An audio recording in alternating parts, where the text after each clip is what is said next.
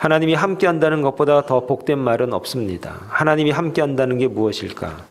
제가 신학교 다닐 때 매주 수요일과 토요일에 봉사를 다녔습니다. 그 수요일에는 고아원을 방문했고 토요일에는 정신지체 장애아들을 돌보는 시설에서 봉사를 했습니다. 두 군데 모두 쉽지 않은 봉사였습니다. 그런데 저 개인적으로는 고아원 봉사가 더 어려웠던 것 같습니다. 생각해 보니까 장애아들은 신체적으로, 정신적으로 장애가 있어서 정상적인 생활은 어렵지만 그래도 부모님이 자주 방문해서 함께 시간을 보낼 수가 있었습니다. 그때만큼은 그들에게 참 행복했고 즐거웠고 그리고 모두에게 위로가 됐던 시간입니다. 문제는 고아원입니다. 고아가 된 원인은 참 다양했습니다. 어릴 때 버려진 아이들도 있고 먹고 살기 힘들기 때문에 엄마가 색동옷 입혀가지고 놀이공원 가서 아이스크림 사준다고 말하고 기다리는데 엄마가 오지 않습니다. 그때부터 혼자가 된 아이들도 꽤 많았습니다. 부모님이 갑자기 돌아가셔서 어쩔 수 없이 보육원으로 보내진 경우도 있습니다. 이처럼 아이들은 여러 가지 이유 때문에, 상처 때문에 고아원에 모여 있었습니다. 그래서 수요일마다 아이들과 시간을 보냅니다. 같이 율동도 하고 게임도 하고 또 맛있는 간식도 먹고 이야기도 합니다. 예배도 드립니다. 그런데 그들 얼굴 속에는 기뻐하는 것 같으나 기쁨이 없고 즐거워하는 것 같으나 즐겁지 않았습니다. 돌아올 때가 되면은 늘 뒤가 땡겨서 자꾸 돌아보게 됩니다. 그들 얼굴에는 항상 그림자가 그리워져 있었습니다. 왜 그럴까? 이유는 꼭 있어야 하는 부모님이 없기 때문입니다. 사랑하는 여러분, 영적인 삶을 살아가는 우리들에게도 마찬가지입니다. 참된 복은, 참된 기쁨은, 참된 즐거움은 하나님이 나와 함께하느냐 아니면 그렇지 않느냐, 거기에 달려 있습니다. 오늘 본문에서 말하는 하나님이 함께하는 다윗에게 어떤 은혜가 있었는지 알아보면서 우리가 그런 하나님이 함께하는 인생, 하나님이 함께함으로 우리에게 주어지는 혜택과 축복이 무엇인지를 우리가 경험하고 알고 그렇게 살아갈 수 있는 저와 여러분 되기를 바랍니다. 하나님이 함께하는 다윗에게는 어떤 은혜가 있었는가? 첫째는 하나님이 주시는 지혜가 있었다 하는 겁니다. 14절의 말씀에 보니까 다윗이 그의 모든 일을 지혜롭게 행하니라 여호와께서 그와 함께 계시니라 라고 말씀하고 있습니다. 오늘 본문 13절에서 사울이 다윗을 자기 곁을 떠나게 했다 그렇게 말합니다. 이 말은 왕의 주변에서 가깝게 있다가 떠나보낸 것입니다. 사울이 쫓아낸 겁니다. 5절에 보면은 다윗이 전쟁에서 공을 세울 때 그를 군대 장으로 세웠습니다. 이때 그 누구도 군대 장으로 세우는 것을 싫어하지 않았습니다. 왜냐하면 나라와 민족을 구원한 영웅이 다윗이었기 때문입니다. 그에 대한 사울의 총애는 대단했습니다.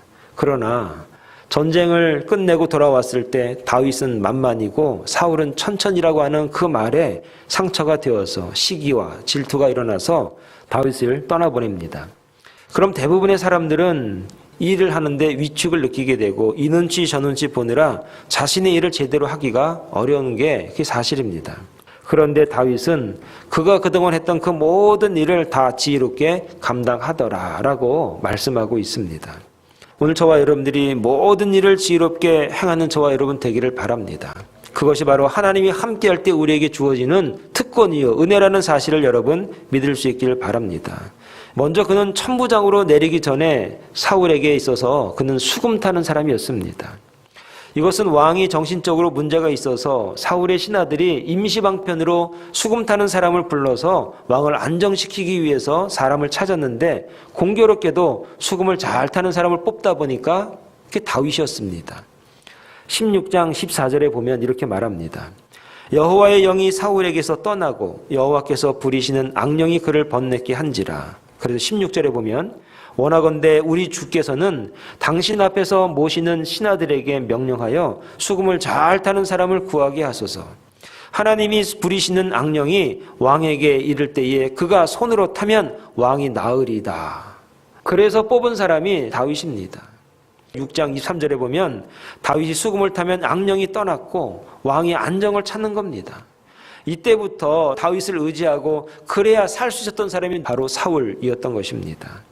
전쟁에 나가면 승리합니다. 나라에 공을 세웁니다. 군대의 장이 됩니다. 잘 나가는 사람이었습니다. 임금의 총애란 다 받았고 나라와 백성들도 다윗을 굉장히 칭송을 하는 겁니다. 그런데 사울의 시기로 인해서 천부장이 되고 맙니다. 그런데 문제는 한직으로 처한 내몰린 다윗의 행동과 태도인 것입니다. 아마 많은 사람들은 다윗이 한직으로 몰려서 이제 전쟁에 나가면 맨 앞에서 활이나 맞고 창이나 맞고 그냥 쓰러져서 죽게 될 것이다 라고 생각할 겁니다. 그러나 다윗은 그렇게 포기하거나 실망하거나 낭망하거나 위축되거나 하지 않고 모든 일을 지혜롭게 행하니라. 하나님이 그와 함께 함이니라. 사랑하는 여러분, 저와 여러분들이 어떤 환경과 어떤 영향력 때문에 위축되어서 정말 내가 해야 될 일을 잘 못할 때가 얼마나 많이 있습니까? 사람을 보고 사람을 의지하고 영향을 받는 사람입니까? 아니면 위치와 환경에 상관이 없이 하나님이 함께하는 사람, 나는 하나님이 함께하기 때문에 내 일, 나에게 맡겨진 일은 책임 있게 감당할 수 있는 그런 저와 여러분 되기를 부탁을 드리겠습니다.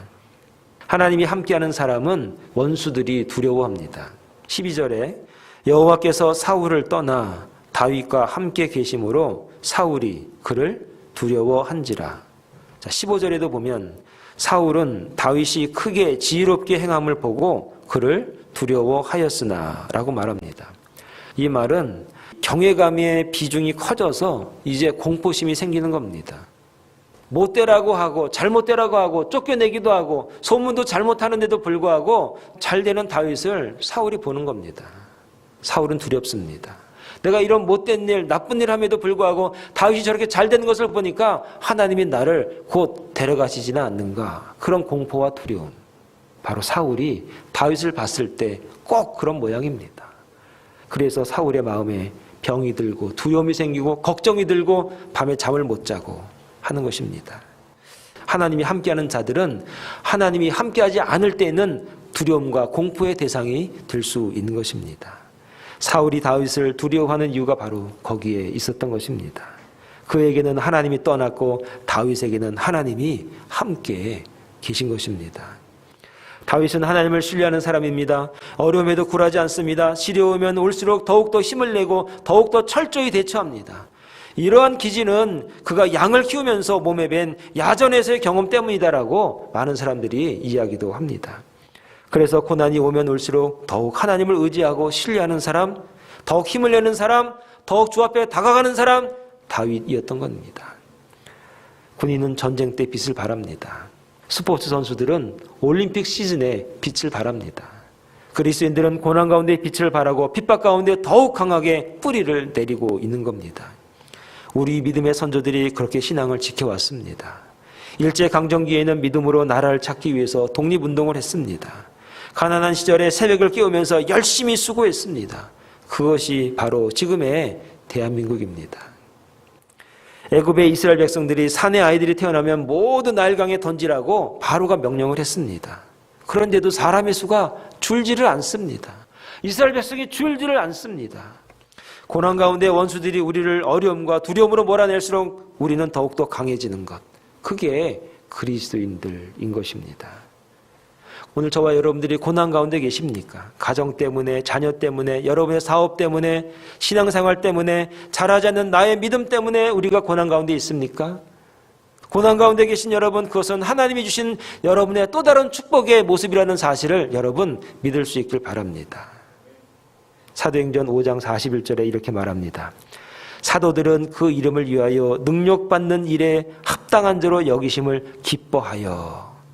사도들이 초대교회 때 복음을 증거하기 위해서 이곳저곳에 말씀을 증거했습니다. 그런데 그들에게 로마 정부로부터, 로마 군병으로부터 고난이 다가오는 거예요. 그럴 때 사도들이 고백한 내용이 이겁니다. 사도들은 그 이름을 위하여 능력받는 일에 합당한 자로 여기심을 기뻐하여. 사랑하는 여러분, 주님의 제자들은 고난을 고난으로 여기기보다 이것이 나에게 합당하다, 이 고난이 나를 더욱 빛나게 하리라, 이 고난을 이기고 난 다음에 주님이 나를 더욱더 축복하시리라. 오늘 저와 여러분들에게 고난이 있다면 그것을 합당히 여기기 바랍니다. 제자들처럼, 사도들처럼. 그리고 그것을 기뻐할 수 있길 바랍니다. 그것을 통해서 저와 여러분들에게 하나님이 빛나게 하십니다. 사랑의 동산교회 성도 여러분, 고난 가운데 계십니까? 능력받은 가운데 계십니까? 합당한 자로 여기시기 바랍니다. 그리고 기뻐하시기 바랍니다. 그것을 통해 우리가 더욱더 하나님 앞에 더욱더 빛나는 존재가 될 수만 있다면, 복음이 더욱더 증거가 될 수만 있다면 기뻐할 수 있는 저와 여러분 되기를 바랍니다. 이것이 그리스도인입니다. 마지막으로 하나님이 함께하는 사람은 결국 많은 사람들에게 사랑받는 존재가 됩니다. 자, 16절 말씀을 우리가 다 같이 한번 읽겠습니다. 시작. 온 이스라엘과 유다는 다윗을 사랑하였으니 그가 자기들 앞에 출입하기 때문이었더라. 아멘. 오늘 16절 말씀에 보면 좀 특별한 문장이 나오는데 온 이스라엘과 유다는 이라고 말합니다. 오늘 사무엘상 18장에 보면은 사울왕 시대입니다. 나라가 나누어지지 않았습니다. 나라가 나누어지려면 솔로몬 시대가 지나가야 되고 여로보암 시대가 지나가야 되는 아주 많은 시간들이 남아있는데 온 이스라엘과 유다라 이렇게 따로 이야기를 합니다. 그러면은 여기서 우리가 몇 가지 의문점을 찾을 수가 있는데, 첫째는 이것은 지파를 초월하여 인정을 받고 사랑받았다, 다윗이. 그런 의미가 있겠고, 또 하나는 이스라엘과 유다가 분열되기 전이나 분열될 조짐이 있거나 아니면 저자가 분열된 이후에 옛날을 회고하면서 쓴 책인가? 그런 생각도 하지 않겠습니까? 어쨌든 이 말을 좀 정리해보면 이렇습니다. 그가 군대의 장에서 천부장으로 강등되어서도 지파를 초월하여 모든 사람에게 사랑받는 자임이 분명하다 하는 겁니다. 그리고 그 내용은 이스라엘과 유다가 분열되어서도 늘 백성들의 입에 노리는 이야기가 바로 다윗이다라는 얘기입니다. 사무엘상 11장 8절에 보면은 암몬과 싸울 때에 사울이 병력을 수집을 하는데 병력의 수를 셀 때 이스라엘과 유다라고 하는 구분을 합니다. 이스라엘 백성이 30만 명, 유다가 3만 명, 도합 33만 명이 모였구나. 그런 얘기가 나옵니다. 그리고 15장 4절에도 보니까 아말렉과 전투에 나갈 때 병력을 셀 때도 이스라엘과 유다라고 따로 또 구분을 합니다. 여기서 알 수 있는 의미는 사울이 베냐민 지파에서 왕이 된 사람입니다. 그 베냐민 지파 안에서도 아주 작은 족속에서 왕이 된 겁니다. 소위 말해서 개천에서 용이 난 겁니다. 그런데 창세기 49장 10절에 뭐라고 나오냐면 이렇게 말합니다. 유다는 사자 새끼로다. 내 아들아 너는 움킨 것을 찢고 올라갔도다. 그가 엎드리고 웅크림이 수사자 같고 암사자 같으니 누가 그를 범할 수 있으랴. 규가 유다를 떠나지 아니하며 통치자의 지팡이가 그 발 사이에서 떠나지 아니하기를 실로가 오시기까지 이르리니 그에게 모든 백성이 복종하리로다.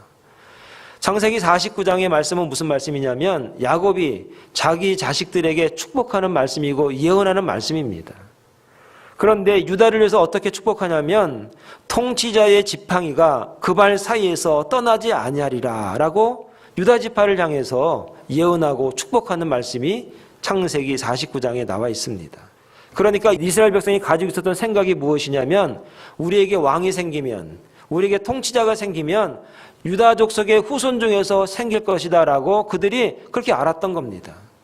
그런데 갑자기 어느 날 베냐민 지파의 사울이 왕이 된 겁니다. 아브람과 이삭과 야곱, 우리들의 믿음의 족장들이 늘 말했던 것은 무엇이냐면 유다 지파 중에서 너희들 왕이 생겨. 하나님이 왕을 세우시되 유다 지파를 통해서 주신다고. 그런데 베냐민 지파에서 생긴 겁니다. 그렇다면 어떤 족속이 제일 반발을 했을까? 아마도 유다 지파가 아니겠는가? 그래서 사울이 왕이 돼서 병력을 수집하고 정책을 펼 때마다 늘 뭔가가 불안하고 뭔가가 하나가 되지 않는 겁니다.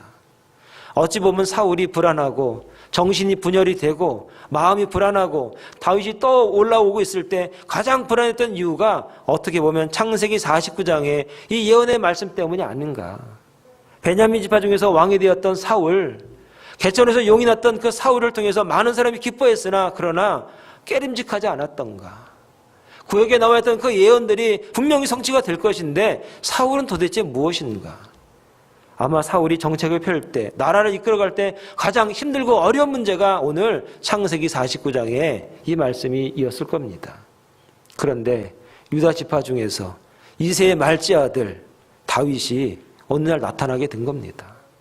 어찌 보면 사울은 참 불쌍한 인생입니다.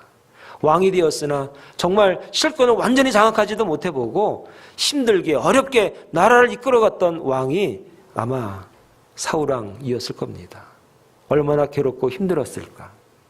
그렇다면 사울은 진짜 왕이 아니란 말인가. 사무엘이 기름을 부어서 하나님이 인정을 해서 응답을 받아서 세운 왕이 사울왕입니다. 창세기 49장에 예언은 돼 있으나 하나님께서 인정하신 왕이 사울왕이었습니다. 그에게 하나님의 영이 임했다고 분명히 말씀이 기록하고 있습니다. 그렇다면 사울왕이 이런 고난과 어려움과 역경과 하나 되지 못하는 그 민족을 바라보면서 어떻게 해야 됐을까? 하나님 앞에 모든 것을 의지하고 맡기고 하나님의 사람으로 하나님의 뜻으로 나라를 이끌어 갔어야 했음이 맞습니다. 그러나 그는 힘들고 어렵다고 해서 어떻게 했는가? 자기에게 악신이 임하고 하나님의 영이 떠난 것 같으니까 정신적으로 잠깐의 위로를 받기 위해서 수금 타는 사람을 찾으라고 합니다. 그 수금 타는 사람의 그 노래를 들으고 음악을 들으면서 잠깐의 위로를 받습니다. 잠깐의 평안을 받습니다. 그리고 사람들이 다윗을 좋아한다고 하니까 시기가 나고 질투가 나서 그를 죽이기까지 하는 겁니다. 인간적인 방법으로 모든 것을 뚫고 나가려고 힘쓰고 애썼던 사람, 그 사람이 사울이었습니다. 하나님이 인정하고 하나님이 기름을 부었다면 나도 하나님이 세운 사람이 맞기 때문에 하나님 바라보면서 마지막까지 끝까지 하나님 의지하는 믿음으로 나아감에도 불구하고 어떻게 하면 이것을 극복하고 해결해 나갈 수 있을까? 인간적인 방법이란 방법은 다 동원해서 다윗을 죽이기까지 하니 사람들에게 하나님의 신이 그를 떠날 수밖에 없는 것입니다. 이것이 진정한 사울에게서의 불행인 것입니다. 하나님을 믿지 못하는 것, 하나님을 마지막까지 신뢰하지 못하는 것, 자기가 왕임에도 불구하고 불안하고 떨려서 수금이 나타나는 그 작은 사람에게 모든 것을 빼앗겨서 어떻게 정책을 펼치고 어떻게 나라를 이끌어가고 어떻게 이 민족을 위해서 기도해야 되고 하나님 앞에 바로 서야 되는지 거기보다도 너무나 작은 것에 모든 것을 빼앗긴 사람인 것입니다. 궁지에 몰린 사울은 인간적인 방법으로밖에 해결하지 않으려고 했습니다. 그러나 하나님의 뜻을 알고 있었던 다윗은 자기의 환경이 바뀌고 궁중에서 내어 쫓기고 창을 왕이 던져서 죽기 일보 직전까지 몰렸지만 하나님이 함께 한다고 하는 그 믿음, 하나님이 나의 편이라고 하는 그 믿음, 내가 하나님과 함께 한다고 하는 그 믿음이 그에게 있었습니다. 사랑하는 여러분, 다윗은 하나님을 믿었습니다. 자신의 맡겨진 임무를 감당했습니다. 백성들 앞에서 출입하면서 최선을 다하는 모습을 그가 보이고 있었습니다. 어떤 환경에도 흔들리지 않고 요동하지 않는 그 모습, 그 믿음을 지키고 있었던 다윗, 사람들이 그를 사랑했습니다. 오늘 저와 여러분들이 아직 가야 할 길이 멀고 험하지만 그러나 나와 하나님이 함께 한다고 하는 그 믿음만 있다면 우리는 어떤 고난과 어려움도 이길 수가 있습니다. 사랑하는 여러분, 오늘 저와 여러분들이 하나님이 함께하는 삶을 믿을 수 있길 바랍니다. 그 믿음을 가지고 있으면 하나님께서 우리에게 지혜를 주십니다. 원수들이 우리를 바라볼 때마다 두려워합니다. 많은 사람들이 하나님이 함께하는 저와 여러분들을 사랑합니다. 기도하겠습니다.